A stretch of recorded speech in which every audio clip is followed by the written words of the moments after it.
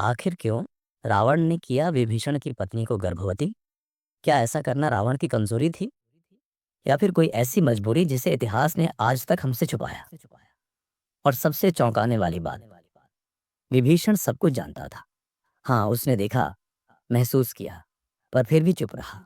पर सवाल ये है, रावण को ऐसी कौन सी आग लगी थी कि उसने अपने ही भाई की पत्नी से प्रेम किया?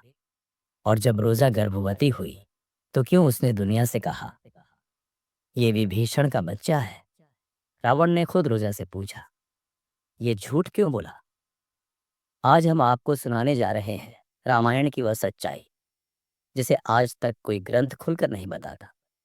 एक ऐसी कथा जो मंदोदरी से भी छुपी रही और विभीषण ने भी दिल पर पत्थर रखकर सह ली। और हाँ, एक जरूरी बात, गरुड़ पुराण में कहा गया है कि किसी भी कथा को बीच में छोड़ देना अपशगुन को न्योता देना है। कल ही एक महिला ने इस कथा को बीच में छोड़ दिया था और उसी रात उनके घर बुरी खबर आई।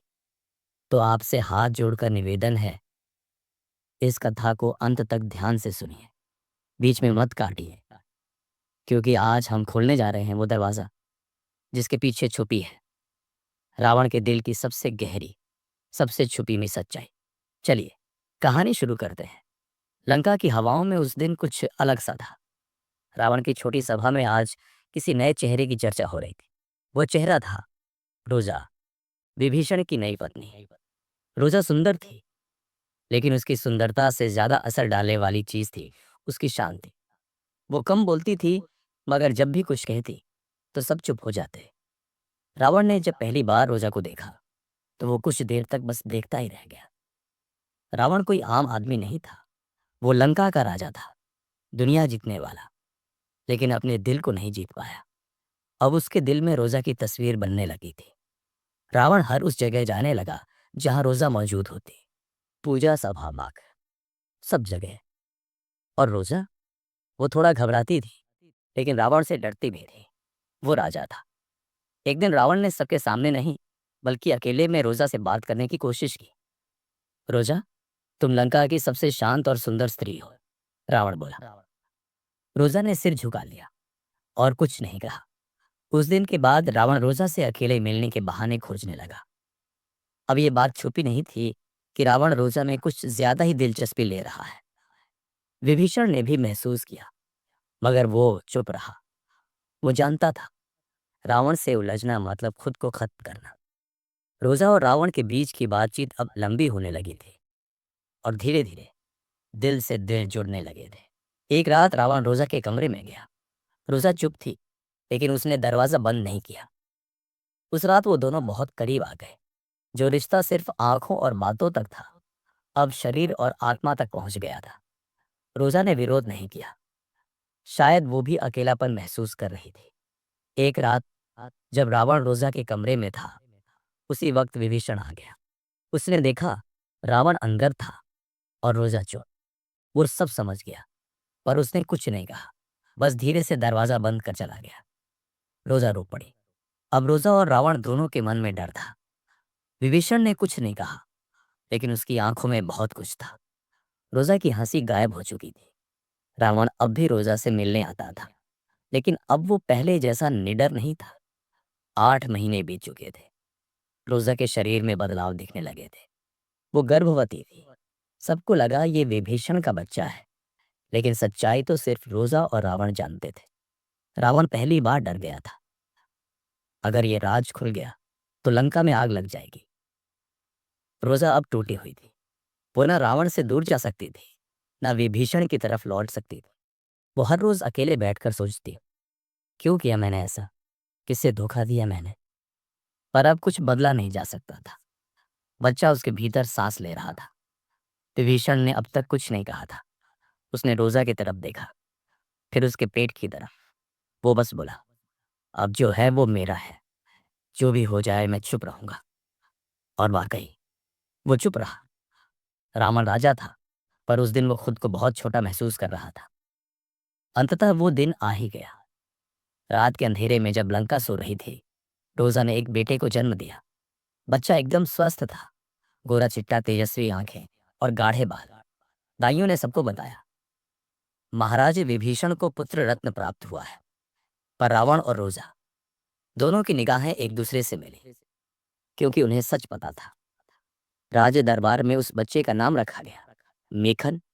सब खुश थे। विभीषण चुप था, लेकिन उसने उस बच्चे को कभी पराया नहीं समझा। रावण ने दूर से देखा, एक पिता की तरह, लेकिन वो कुछ कह नहीं सका।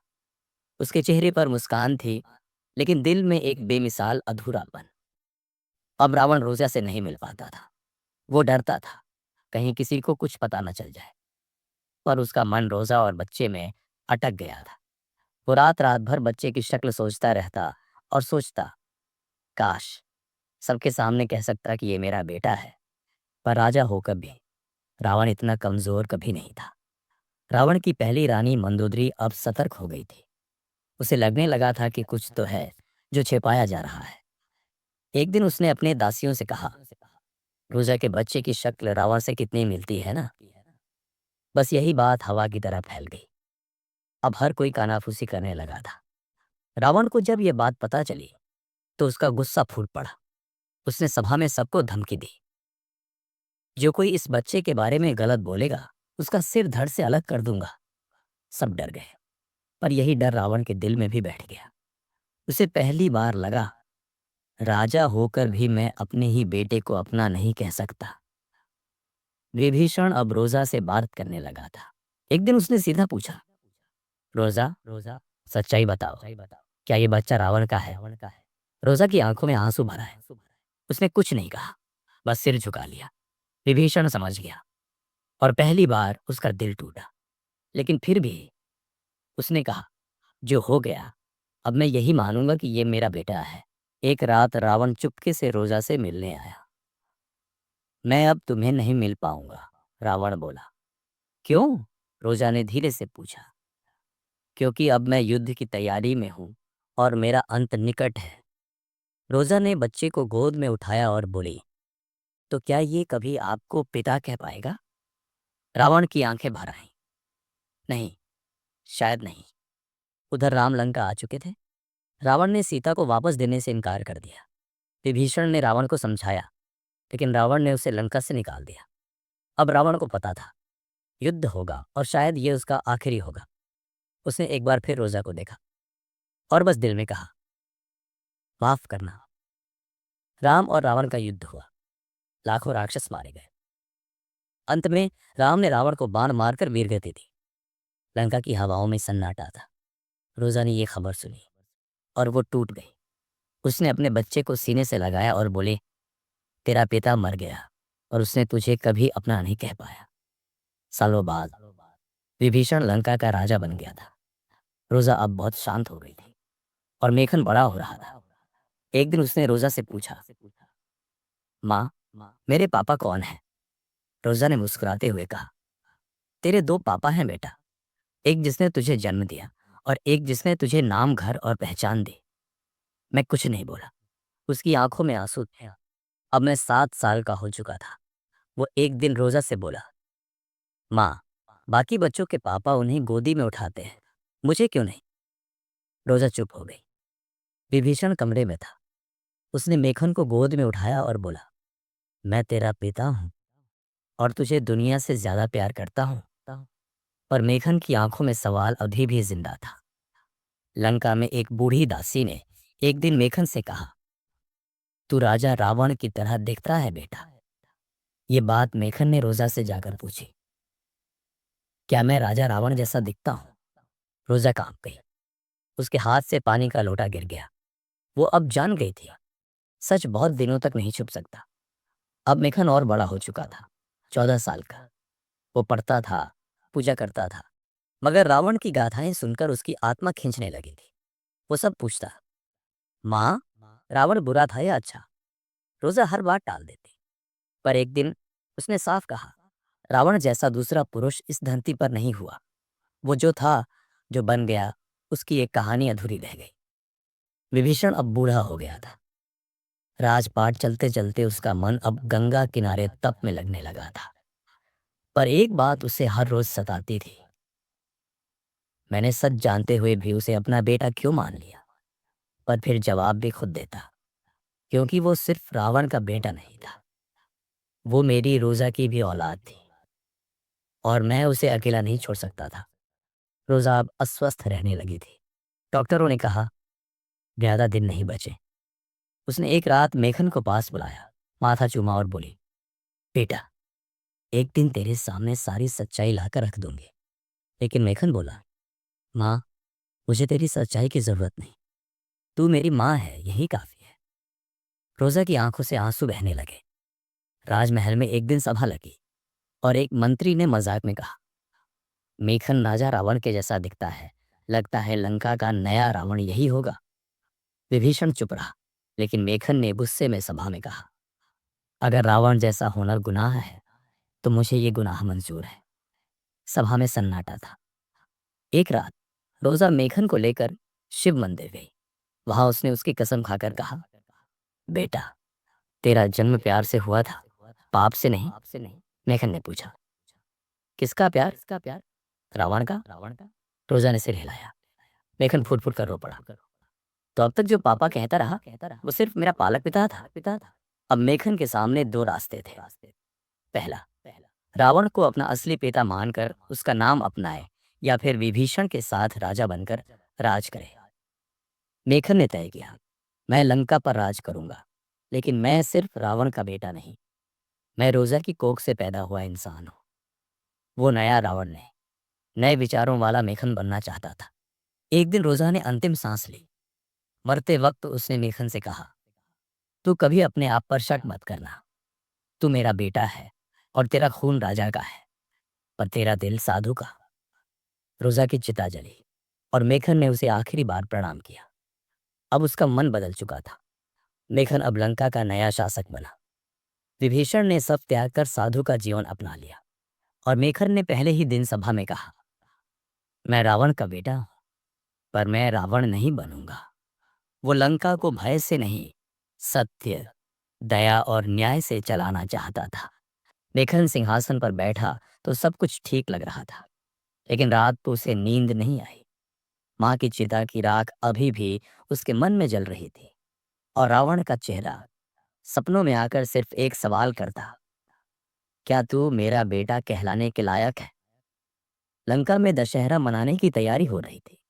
हर साल की तरह इस बार भी रावण का पुतला जलाया जाने वाला था, पर मेघन ने आदेश दिया, इस साल रावण का पुतला नहीं जलेगा।